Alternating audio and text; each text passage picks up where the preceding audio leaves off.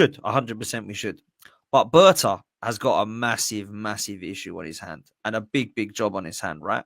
Because these three, and Martinelli I'm going to bring into the mix in a bit, they are running out of contracts. They've got 2 years left.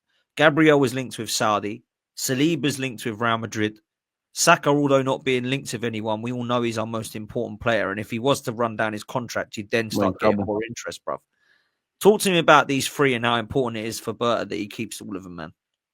You got to keep them together, man. You look at it, we've been fighting for a title for 3 years, give or take. A lot of these players have been here, that have been in the first team, have been here for a majority of 3 years, some not more, some as long as Arteta in Gabriel Magalhaes' case. And it just shows that when you buy correctly and you develop correctly, you look at all of them, you know, all of those names you said there, bar Declan Rice, because we bought him for big money and he's doing his thing, but they've all increased in value. They've all increased in terms of consistency and just their standing. As you said, man, like, Berta's got a serious job on his hands, man, and he's got a lot to do. You've got the players you mentioned. You've obviously got Lewis Skelly and Nwaneri. I don't know what we're going to do this summer with Zinchenko and Trossard because they have a year left. Obviously, we want to bring people in. It's not the same as Liverpool, and I'm not a finance man, but where you look at us not being able to move on Gabriel Jesus, obviously you've got Kai Havertz on big money. You know, you are going to let Partey and Tini and players of them guys still here, but you've got players on big money that can't be moved on. You want to bring in an Isaac that's going to be on big money. Do we have the budget to factor in all three of those players into new deals? Now, I know it's not the same, but you look at Liverpool with their big three and some others at Liverpool speculation over their futures, but the big three.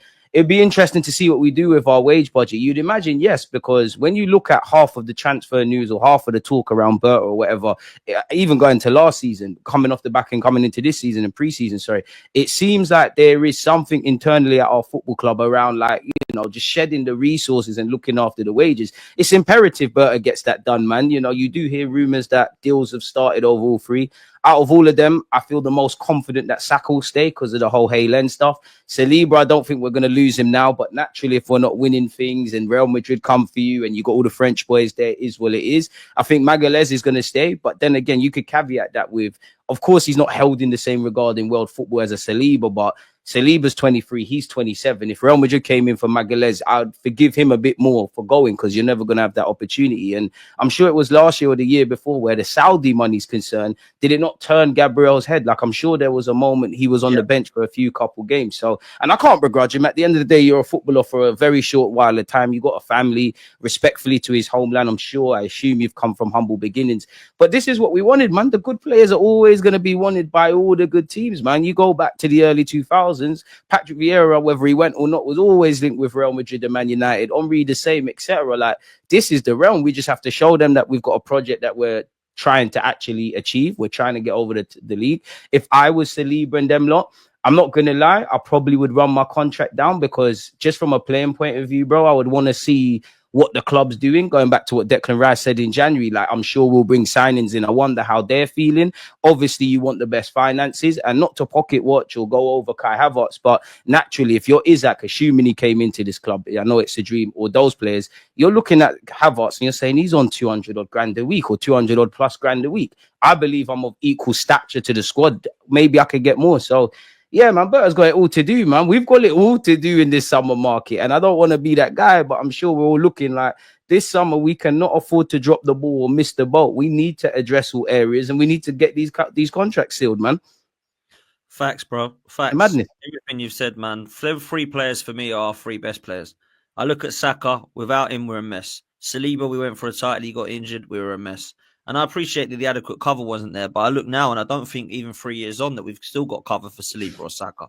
And then if Gabriel was to go, man, we're going to have to try and get a Guehi or someone of that level replacement in to even be anywhere near that level. I still don't think he's even better than Gabriel, right? So I think it's going to be difficult. Let's break them down quickly, right? Because we've obviously got from Gabriel. Ben Jacobs, a lot of people say he's really reliable. I'm not going to say he is or isn't. I don't get involved. I remain impartial as I can.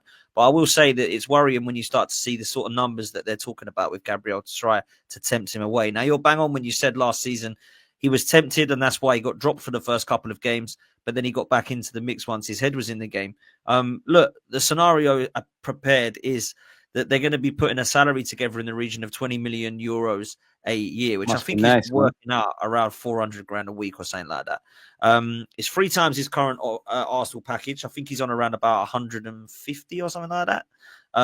Gabriel solely focused on Arsenal's end to the season, but it's understood to be open to heading to Saudi at some point in his career. Now, the end bit fills me with a little bit more confidence because it sounds like, yeah, they're interested, they're serious about it. Gabriel's tempted, but he probably does want to go there at some point, not this summer. I think we can probably try to tempt it, but that's Andrea Berta's job now, is to say, look, man, you're 27. You've got 37, they'll still want you. Yeah? 34, they'll still want you. Make sure that you stay can here. still play and win at the highest level, whether it's Arsenal or not, man. You don't need to get the payday yet, per se. Brother, that's what he's got to do. They're talking mad money. He's going to get sort of £300,000-400,000 a week. I think we could probably offer him 280 a week, something like that anyway, to stay here. And I hope that he's happy to do that. Gabriel, I think, has been our player of the year and has probably been our best defender for the last 18 months. If we were to lose him, though, DG, what sort of money do you think we can get for him? If we was to say, I want to go, are we talking like 80 to 100 million? We should be. Where you look at some of the other defenders, that are linked with moves away from clubs. I know some have English tax, some clubs, are better sellers than us. But we should, him and Saliba individually stand up as the top 5 individual defenders, centre backs in world football. Obviously, as a pairing, there's not many pivots that are better than them. He's an established footballer.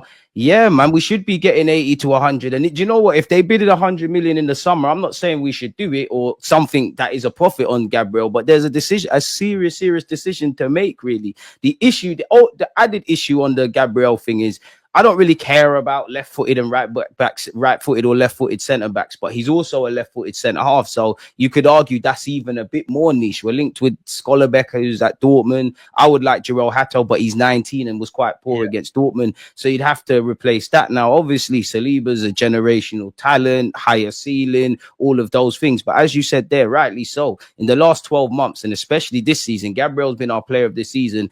And him and Saliba complement each other well, but he's also held Saliba's hand. So if they were to leave today, like between Saliba and Gabriel, you could argue we'd probably feel Gabriel's exit would hurt a lot more because he's kind of in his prime. I'm not saying he's gonna get worse or better, but he's 27. We've got a decision to make, man. And it all depends on what Gabriel wants, because I know where we look at Saliba, it's all Real Madrid and all of these kind of things, and for obvious reasons. But I always find myself thinking, why isn't Gabriel Magalhaes linked with these kind of moves? Because surely it's somewhat easier to tempt him because he's 27, because he might not get another chance of a Real Madrid or etc. Like Real Madrid's interest in Saliba is not going anywhere, whether he signs a new deal, runs the deal down or not. It's interesting conversations, man. But the thing that would annoy me is, as you know yourself, and we've kind of touched on it and we'll no doubt go over it, there's already holes in our squad, either in the first 11 or in the squad that we need to introduce. So I don't want to have to deal with this more. And it's all fun and games talking about making a profit, getting a record sale and that, but you'd have to replace him. Now, if you kind of follow the same logic that got us Gabriel Magalhaes, where someone can emerge in that role, then fair enough. But if you're going to go for an established name, you're probably going to have to spend 50, 60 anyway. So is it really worth it in the grand scheme of things? I want to keep them together, man. Like, when have we had a centre-back of Saliba or Gabriel's quality during the Emirates era? Much less 2 of them, much less the options we could have in the back 5, including Raya. We need to win a trophy with this back line, man.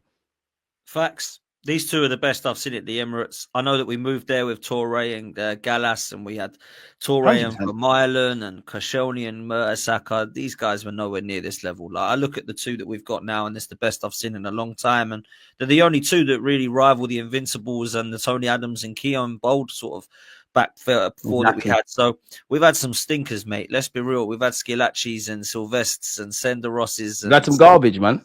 Mustafi's, all this crap, man. So I don't want to be seeing any of those names coming anywhere near or that level, should I say.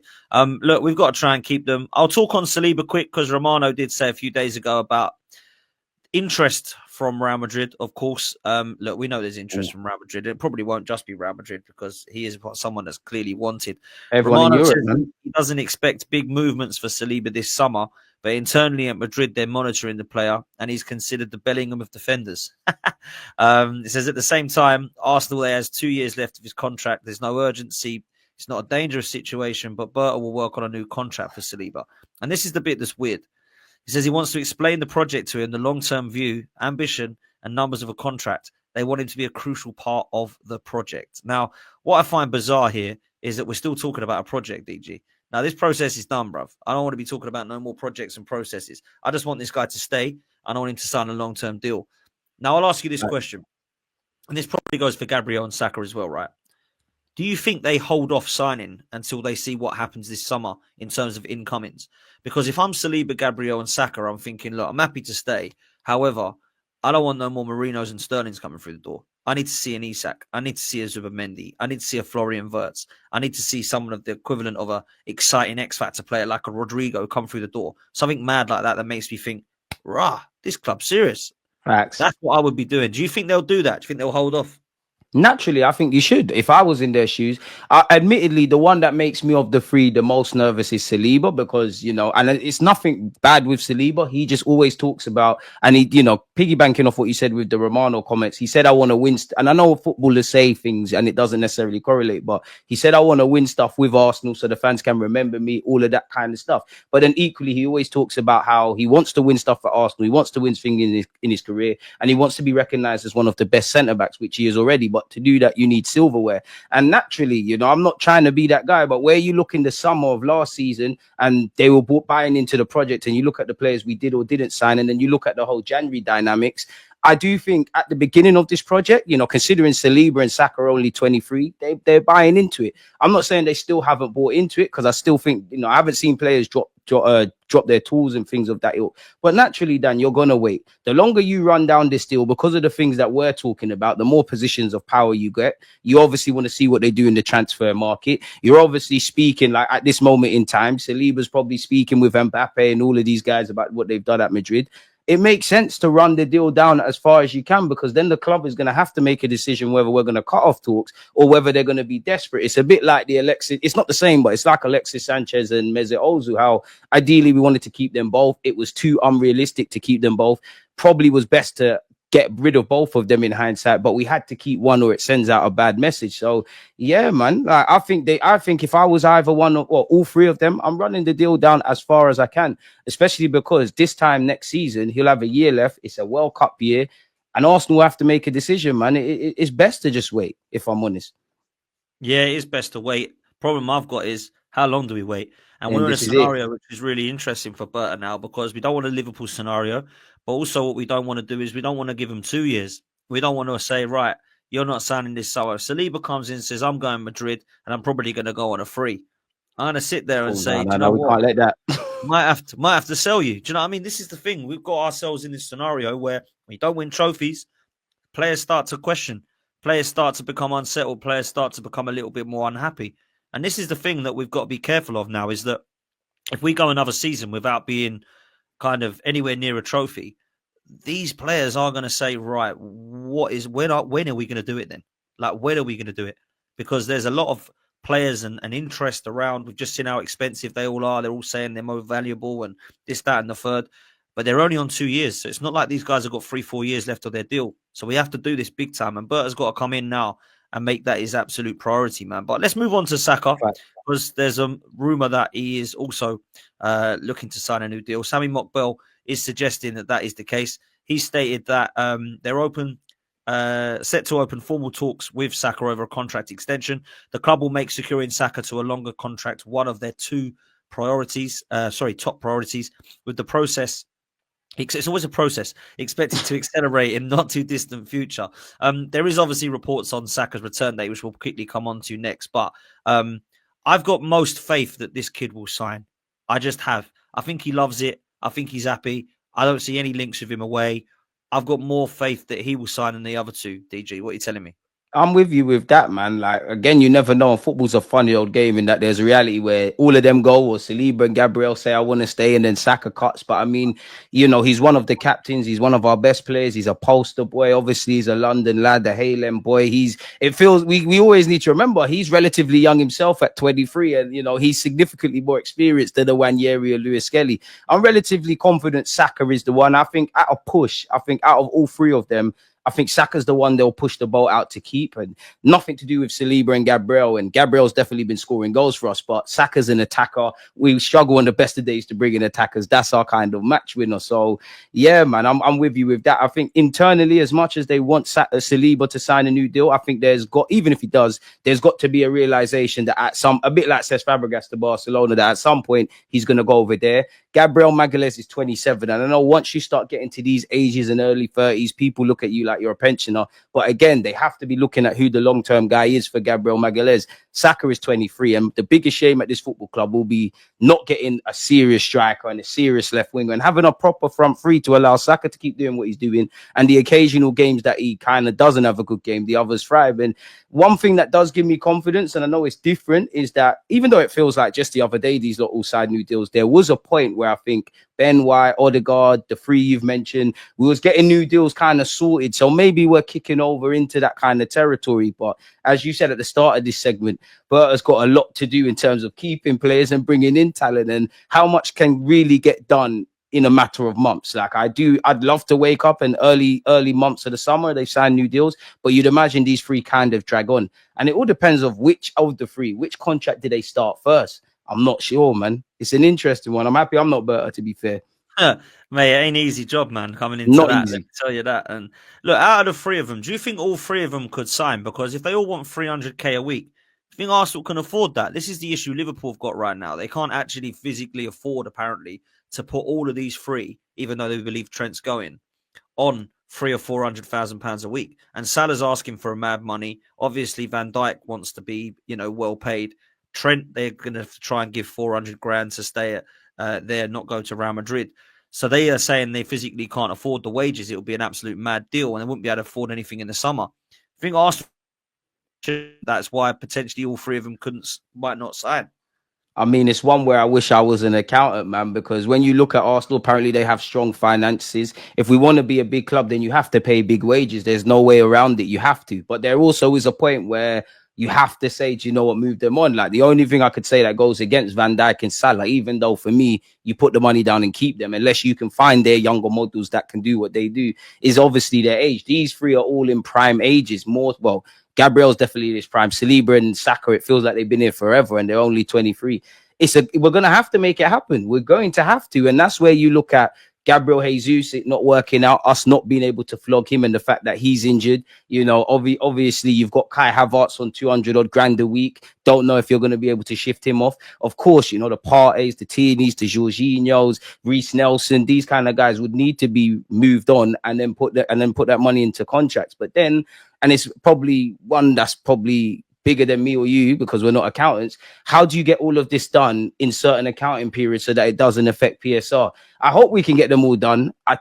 The way you're saying it there, I know you're not making me be pessimistic, but it's making me think, one of them might have to leave. It's an interesting conundrum, man.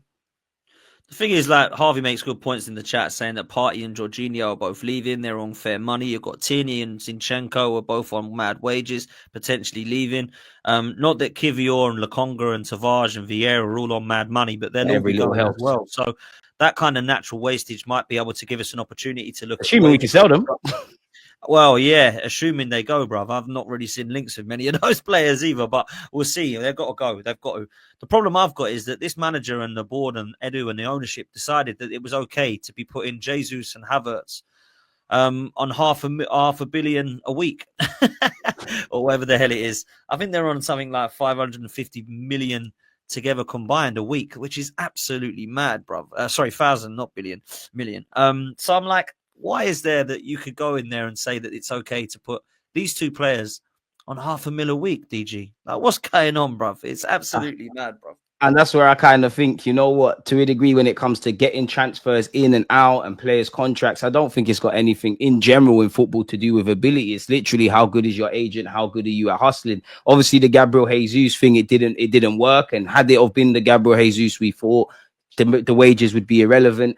Kai Havertz is a big L because obviously if you go and get a centre mid and a striker, you know, Kai Havertz isn't in the starting 11 unless his form is out of this world. He's 25 years of age. The manager likes him. He's got no real reason to be moved on. And then if we were to, we're probably not, but if we were to get Isaac, he's going to be on crazy money. A winger like Nico Williams is on like 200 grand at Bilbao. Why on God's green earth would you take a cut to come to Arsenal in the Premier League and live in London? So we really need to get a bit better at, you know, looking after the resources of the club, man. Like, it's mad. And maybe there are going to have to be some unpopular decisions done, man. And then that's all without factoring in other players that might sign contracts. You know, you'd imagine within the terms in the next few years, someone like Declan Rice, maybe Timber with how he's bounced back from his ACL, they're probably going to get improved terms. So got decisions to make, man. We've got it all to do. We have, man. We have. If you had to sell someone, right, who would you sell, like, for some serious money? Because a lot of people have spoken about names. Martinelli's one of them. Would you go down that road? Would you, like, potentially have to sell somebody? Like, and I'm not talking about one of the big guys. I'm talking about someone who could actually get half decent money, like a Martinelli, or I'm trying to think of someone else, maybe a Trossard to Saudi or something like that. I'm just trying to think how we could get some money in, bro. Do you know what I mean? It's a difficult one because on one hand, I want to sell regardless, but then on the other hand, I wouldn't feel comfortable selling Trossard or Martinelli without confirming a Nico Williams signing or whatever. But, you know, you look at Kivior struggling for game time. Seems like the Italian club's interest hasn't gone anywhere. I don't know if they want to do a loan, a dry loan, a loan with an obligation to buy, but that could make some money. Who else could you sell? Zinni probably needs to go purely because he's on his wages. That's someone you could let go. Trossard's going to have a year left. I'm a bit conflicted on Trossard because the Saudi interest is still there. And if you sign a left winger, he's obviously on the bench. But in terms of win now mode, Trossard's good to have in the squad. But that is someone you're looking at. Martinelli, I wouldn't want to sell him because I'm very biased towards Martinelli, but you got him for 6 million. If you got a certain offer, even 20, I'm not saying 20 is acceptable, but that is a profit and you can't go wrong making a profit. And Martinelli is actually someone that's going to be in line for a new deal. So I think, you know, if you're a player that I would, you know, I'm sure we've all got players we'd consider unsellable, quote unquote. If you don't fall into that remit, I think there's a genuine conversation around them all. Like, obviously, every player's got a price, but if we're trying to be a serious club, we're not letting Timber go. We're not letting Raya go. We're not letting Saka, Wanyeri, Lewis Skelly leave. You know, that's Rice to a degree, Odegaard, even Odegaard, some would flog him. If you're not considered an unsellable, then something can happen. But again, it's how good are we at selling? Are we going to change that kind of history around us and selling? And again, we look to Berta, which, as much as I like his reputation and things, I don't think a man in a matter of months can make everything happen and get us in the image. And it's going to be it's a big one, man. I think we need to start with flogging off the players on the peripheral. I see someone in the chat, big up Harvey. You know, for me, it's fun and games saying sell Gabriel Jesus and Tommy Asu, and I'm not against it. But who is going to buy players that are not fit, especially where Gabriel Jesus is concerned? You're coming back from an ACL. We're told he's going to be back in December. I hope he's back sooner. He could be back later. Surely if you was a club that even had a remote bit of interest in going for Gabriel Jesus, you're going to wait a few months and assess how he is post ACL. And then maybe this time next year, that's someone we could flog. We've got a lot to do, man. You know, Tavares is gone. I'm sure that's an obligation. So Lazio's going to get that. Lokonga's got a year left. Fabio Vieira's got a year left. Well, Fabio Vieira's on loan. Bro, we got a lot to do, man. And this is why we probably have to get better at selling the Haaland boys that aren't going to make it. You know, the Coles of Dewberrys, the Waters of this world. If we picked up little 5s and 10 millions here and there, could all get reinvested. But again, Dan, it goes back to what we're both saying in that Berta and Cole have a lot to do, man. Even Jason Ito. Right. Yeah, let's let Berta do it, not Jason Ito. Do you know what I'm saying? But yeah, look, I'm with you. It's a big job, man. And you mentioned Trossard. I wanted to ask you a question on Trossard, but also Partey and Jorginho, because it looks like these are the next 3 that people are going to be speaking about in the summer, because Trossard's got a year left and he's already rejected a 1-year deal. You've got Jorginho and Partey who are both out of contract to the end of the season. What do you expect to happen with these 3, man? Would you sell all 3? Would you, obviously you can't sell Partey and Jorginho, you let them 2 go and sell Trossard, or would you try and hold on to any of them, bruv? If money was perfect, I think we signed that long-term partner for Declan Rice. We keep Partey in the squad. I would, you know, if you get offered something for Trossard, you can't say no in it, especially if he doesn't sign a new deal. But in terms of win now mode, if we got the attacking additions and you've got Trossard to mix and blend in the squad and be a potential match winner off the bench, we're stronger in our pursuit of immediately winning stuff. And if money wasn't a thing, of course, I want to give the big contracts to the players we referred to before. I think we need to keep Partey. Like, if we get Zubamendi, I like him, but I just wonder about like the midfield options in terms of physicality. I think Partey's gone. I think Partey, we're just going to bite the bullet. It is what it is. That's 200 odd grand a week wages that could be shaved off and redistributed. You do see some rumors we want to keep Jorginho, maybe because he's valued off the field. He knows his role and all of that kind of stuff. I'd imagine Jorginho wants to go back to Brazil. I'd imagine Partey goes wherever.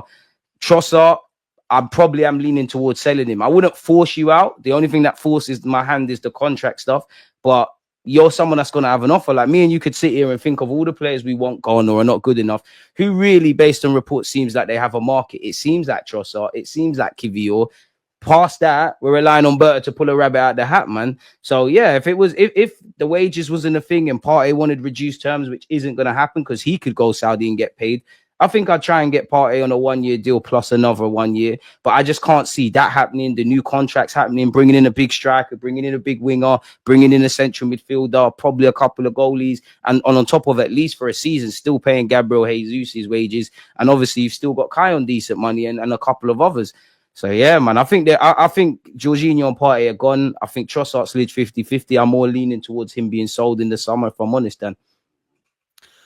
I think all three of them might go, bro. I think Jorginho has probably gone to Brazil. I think Partey's probably going to have signed by now if he's staying. And Trossard rejecting means that he's not happy and he's looking at his future. And I think if Saudi were to come in with a £35 million bid, I expect us to accept it, if I'm honest with you. Look, we paid about 26 million for Trossard. We've had him for 2 Yep. He's in his 30s now. I think it might be time to upgrade that position. That means I would keep Martinelli. I would sign him to a new contract. And then I would probably go and get somebody that upgrades Martinelli and allow Martinelli to have the competition. That's what I would do, try and get back into the side. I think Partey is a really interesting one. I would keep him for another year, but I think he'll go. Zubamendi coming in, I think it will mean that Zubamendi and Rice are the kind of sixes. And it wouldn't surprise me if we went and got another box-to-box midfielder with Marino. So we had kind of Zubamendi and Rice to play, but we also could play the 6-8-10 and have one of them in the 6, maybe Rice in the 8 and go from there. So that's what I kind of expect to happen with these three, if I'm honest with you. I think they've done a great job at Arsenal as well. I think Jorginho's come in and done a job. He was never bought to be a starter. I think Trossard's come in and bought himself a lot of time with goals and assists, and actually he's been really quite good for us if you look at what he's done in January from onwards. One of our better attacker signings under Mikel Arteta. Not that there's many, bruv. And he's definitely one of the only ones. Partey, I think, has been really good. When he's been fit, he's been phenomenal, if I'm honest with you. It's just about the fitness thing for him. That's it, Dan. Yeah, that's where I'm at. So I think the three of them might actually leave. And it will be kind of fair enough. I won't be sad to lose any of them. It won't be like, oh no, what are we going to do? Like, what a nightmare. Like, I don't think it will be any of that. What we do next.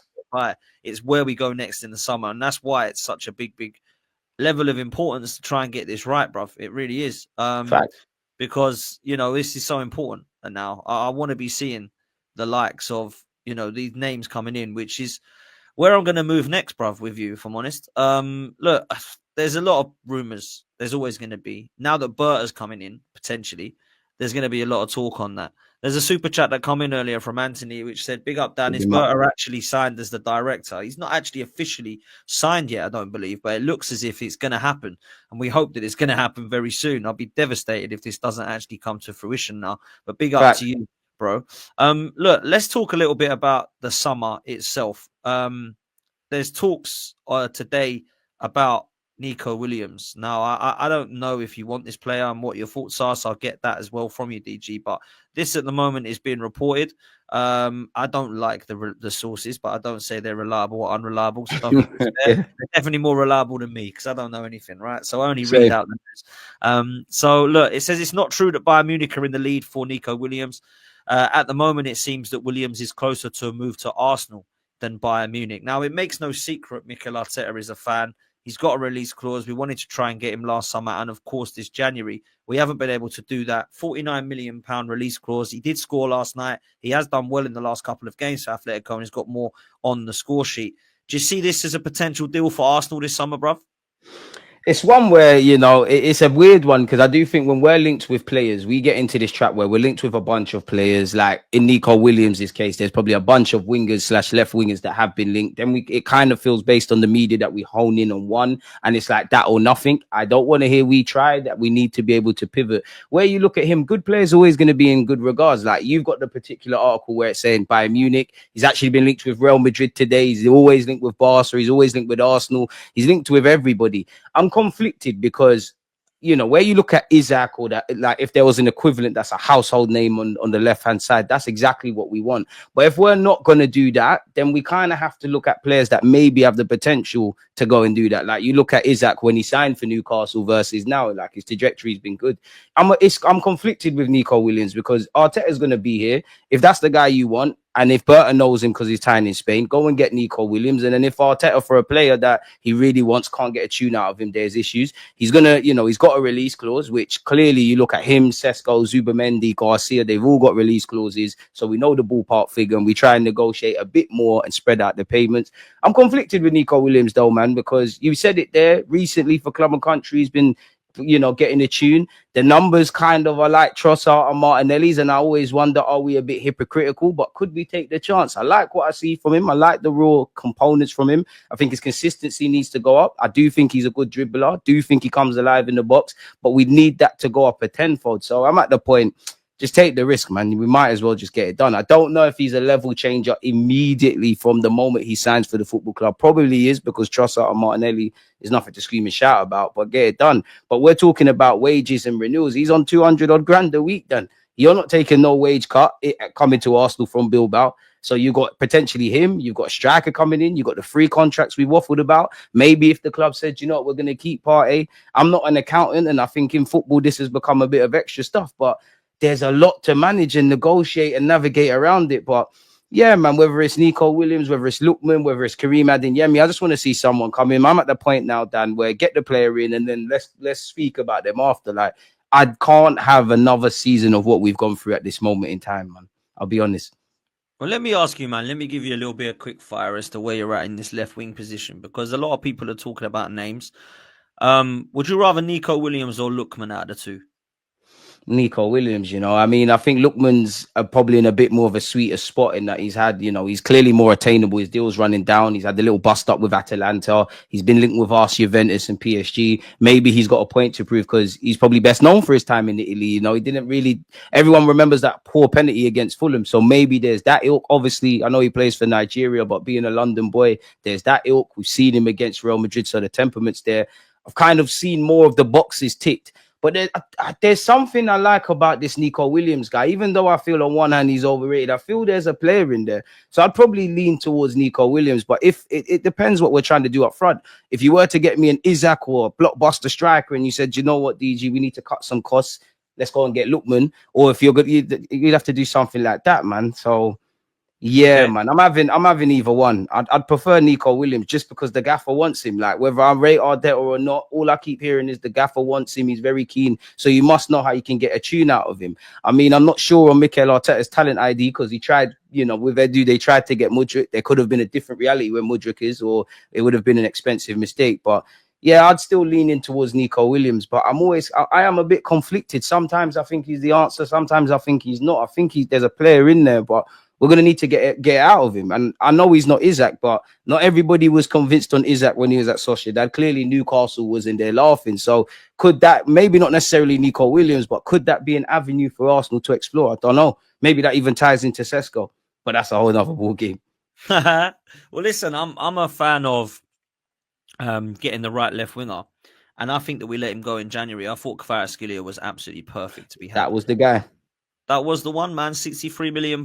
We paid 65 for Havertz. I would have 100% had this guy, and he's absolutely killing it at PSG right now. Now that he's not available, I'm probably looking at Lookman. I'm probably looking at Nico Williams. I know Adeyemi's been mentioned. You said Mitoma's another one that keeps getting mentioned as well.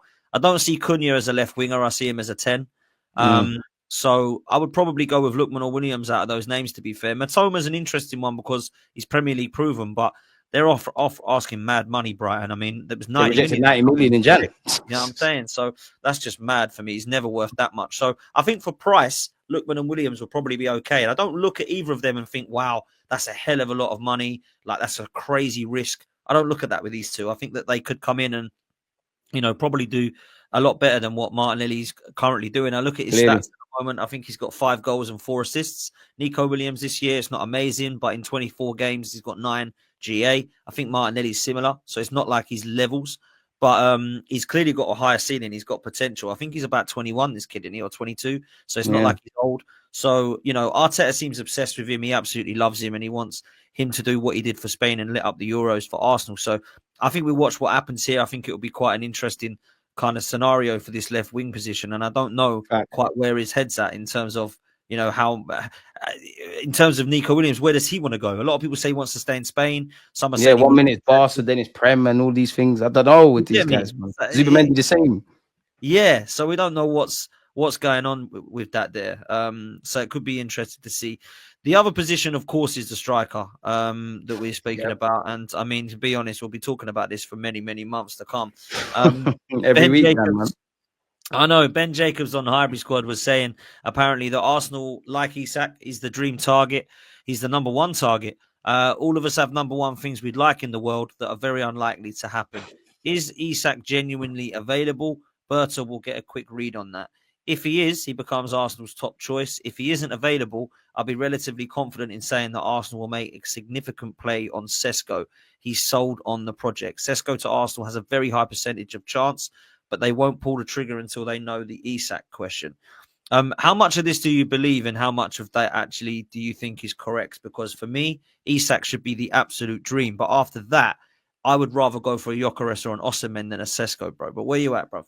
But you know what, Dan? I think every journalist, whether it's Ornstein, Ben Jacobs, Romano, at this point, they're just all saying the same things. It's like schoolwork. If me and you were in class and, you give me your homework, I put the first paragraph last and we just kind of mix and blend in that regards. Isak's the dream. I mean, it says it there. Isak's the dream, but you need too many dominoes to fall. If Newcastle get Champions League football, can forget about it. They want him to sign a new deal, and he's got about 2-3 years left. We're not only going to have to make a monster bid, but the terms of that deal is going to have to make sense to Newcastle, who evidently want to keep him. We'd also need Isak to kind of force the boat out a bit, and then we'd have to commit to it, because that's going to be big money, big wages on top of all the other stuff we're talking about. And if you go and get, I know it's not as easy as this, and we could talk about the cronkies and financials and whatnot, but if you get a big striker, does that mean you might have to get a cut price kind of winger that isn't necessarily what we want? Of course, in the dream mode, you want Isak and someone of Saka's quality on the left-hand side. But if we get Isak, is it a case of we'll have to persist? I don't know, man.